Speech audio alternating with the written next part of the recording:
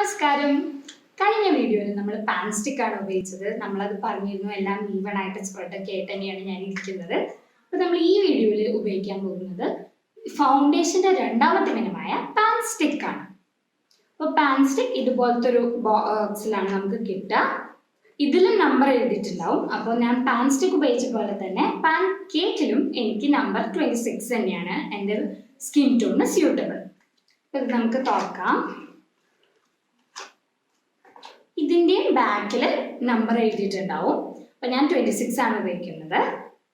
അപ്പം ഇത് നമ്മൾ എങ്ങനെയാണ് ഉപയോഗിക്കുക വെച്ചാൽ നമ്മൾ വെള്ളം ഉപയോഗിച്ചിട്ടാണ് നമ്മളിത് യൂസ് ചെയ്യുക.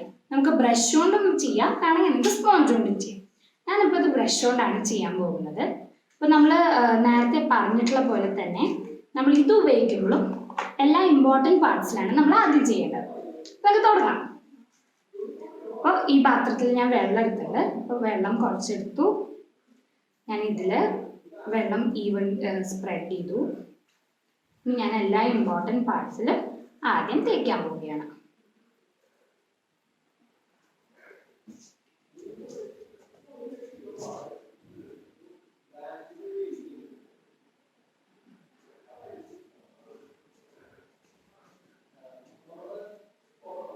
നമുക്ക് ആവശ്യത്തിനുള്ള വെള്ളം എടുത്താൽ മതി. നമ്മൾ ഓരോ സമയവും എപ്പോഴും മുക്കണം എന്നില്ല, എന്നാലും നമ്മൾ ആവശ്യമുള്ളപ്പോൾ നമ്മൾ എടുക്കണം. അപ്പോൾ കണ്ണിൻ്റെ താഴെ, ചെവിയിലും കഴുത്തിലൊക്കെ നമ്മൾ തേക്കണം. ഇപ്പം ഞാൻ ജസ്റ്റ് ഒന്ന് ടച്ച് ചെയ്തിട്ടുള്ളൂ. ഇനി ഇത് ഞാൻ ഫുള്ള് മുഖത്തും ചെവിയിലും കഴുത്തിലൊക്കെ ഈവൻലി സ്പ്രെഡ് ചെയ്യാൻ പോവുകയാണ്. അപ്പം ഞാൻ ചെയ്തിട്ട് വരാം.